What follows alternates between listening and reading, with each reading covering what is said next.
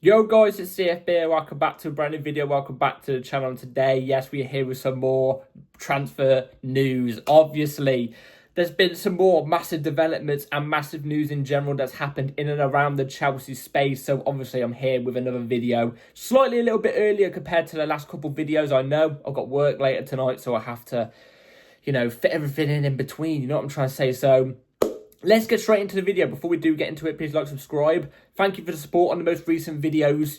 We are only 7 subscribers off hitting the target goal for the 21st of August. So can we do it? Can we hit it before the season actually starts? Let's see. Let's see if we can do it. We're on track to doing it. Who's going to be the first people to do it? Join the family, obviously. First link in the description is my streaming channel, my second channel. Go and check those out. It'd be very much appreciated. Bell notification on, just in case I upload it any other time. Definitely, you know what I'm trying to say. And without further ado, let's jump straight into the video. So let's start off with Jackson. It is every bit of news in the recent couple of days has been to do with Jackson. Jackson this, Jackson that. This club's interested in Jackson. You know what I'm trying to say? No Michael Jackson, no Jackson 5. We're talking about Nicholas Jackson. Here he is, because we have news of Fabrizio Romano. Big news. Here it is on the screen. The decision is now mutual to part ways. Jackson will leave Chelsea. That's the decision of the club and the player. Nicholas Jackson wants to feel important and now wants to go. Chelsea's starting price is £80 million. There is interest from Newcastle, Tottenham, calls from Bayern too, but the Premier League looks like the most likely destination. There is the confirmation from Fabrizio Romano. We did hear Fabrizio Romano, especially yesterday, saying Jackson will leave Chelsea. He changed the tune from potentially to will leave Chelsea, but here is the official confirmation of Jackson will leave, and Chelsea and Jackson come to an agreement to part ways. Which, it's sad it's got to come to this, really, hasn't it? It's a little sad it's had to come to this because, look, I like Jackson personally. I do think it's best he moves clubs. We've got 2 other strikers, in my opinion, at the moment, are ahead of him in the pecking order. Jackson's a good player, has really good talent, really good potential, but I don't think Chelsea's the club that is, going to make him reach that level. You know what I'm trying to say? And the fact that the player and the club have come to an agreement now that I think it's best we, part ways. It's better. It's better going down like this than, the player going, oh, I don't want to stay with you lot now, and taking a hiatus from the club and stuff like that. You know what I'm trying to say? Like Courtois did.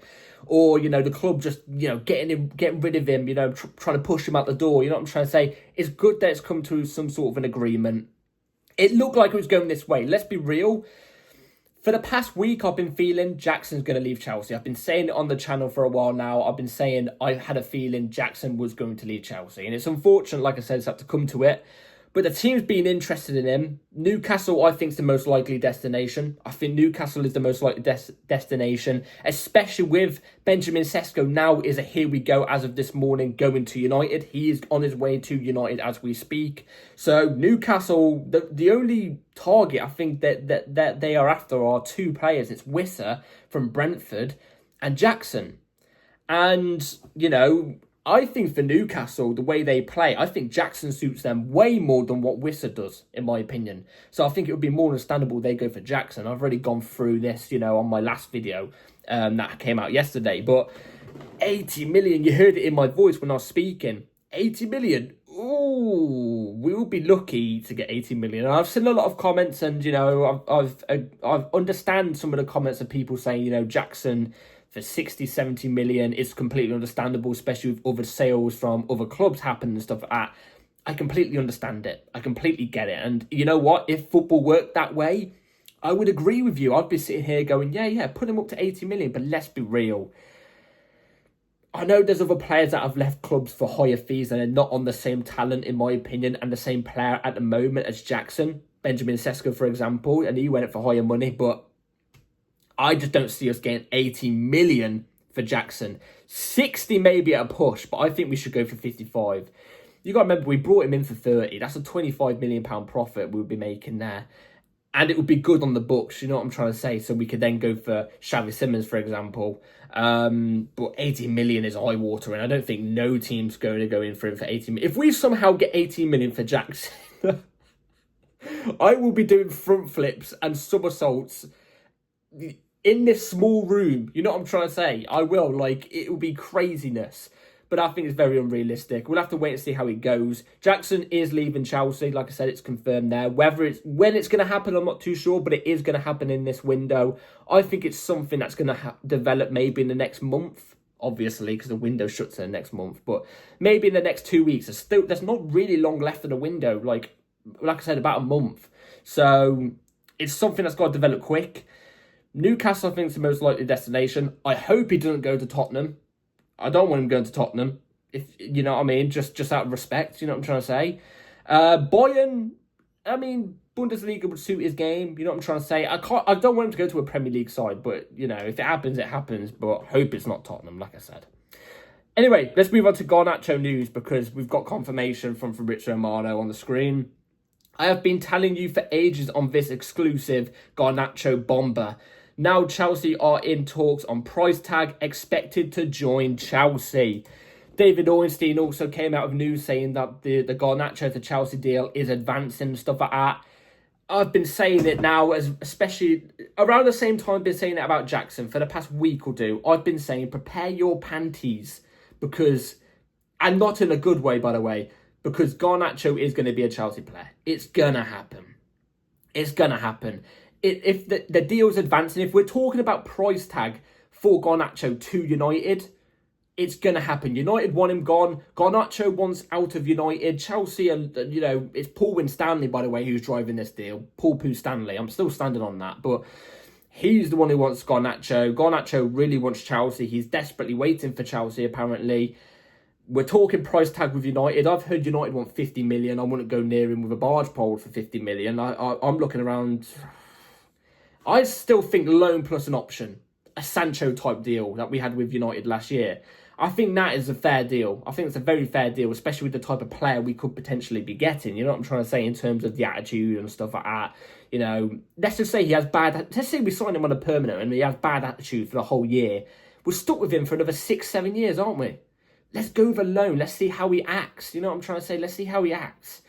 But it's going to happen. He's turned down loads of clubs apparently in favour of us. He's turned down a Saudi club. He's turned down Premier League clubs, even Serie A clubs for us apparently. It's going to happen. Prepare your pants, like I said. It's advancing. I don't think this deal's not going to get done before Xavi Simons, though. I don't think. I think Xavi Simons will be done before Garnacho. Like I said, both deals just depend on outgoings. I think Jackson going next, I think, will open the door for a Xavi Simons and then a Garnacho. So I still think the Garnacho deal is something to happen at the end of the window. So there's that. Anyway, like I said, it's going to happen. It's going to happen, everybody. Let me know in the comments down below what you all think about it. There's this bit of news as well. This is another bit of bad news, by the way. Another bit of bad news. To do with a defender and potentially bringing in a defender. Here it is on the screen. Chelsea could look at signing a new centre-back if their fears on Colwill are confirmed.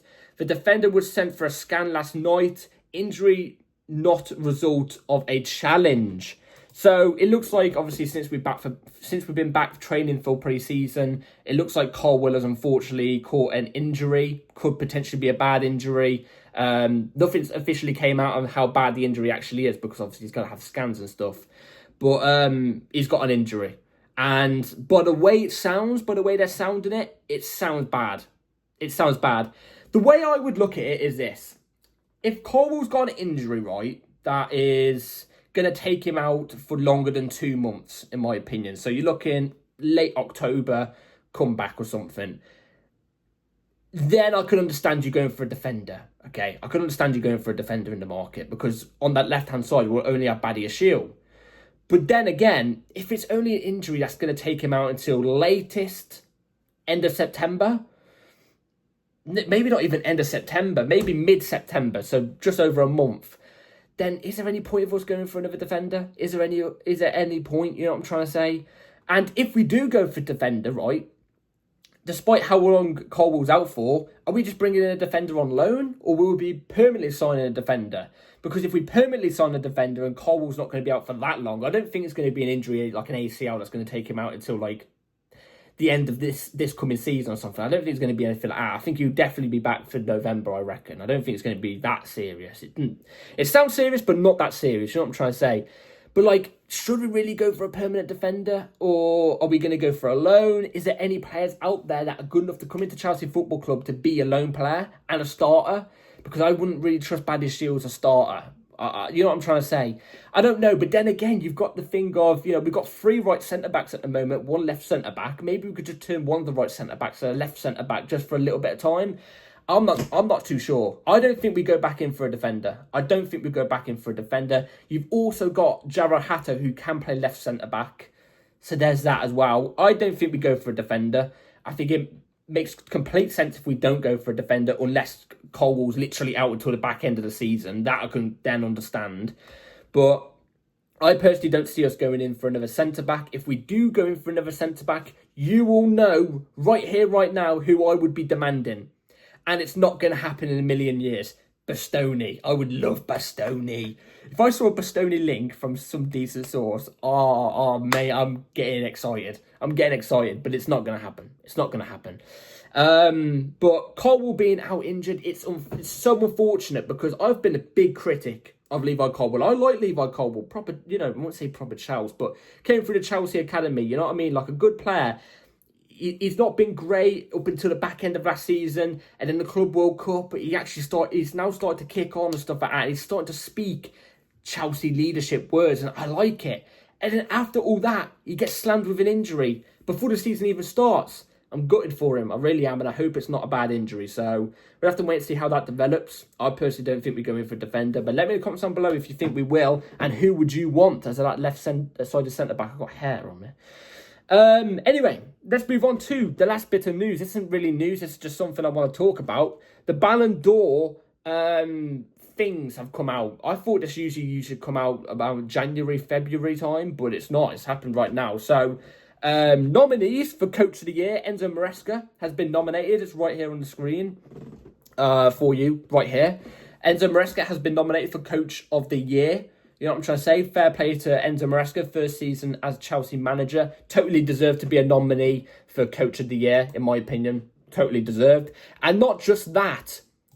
Cole Palmer has been nominated for the 2025 Ballon d'Or. Here he is right on the screen. Here's the confirmation. Again, totally deserved. If we're being realistic, Cole Palmer deserves to definitely, in my opinion, he deserves to be in the top 10.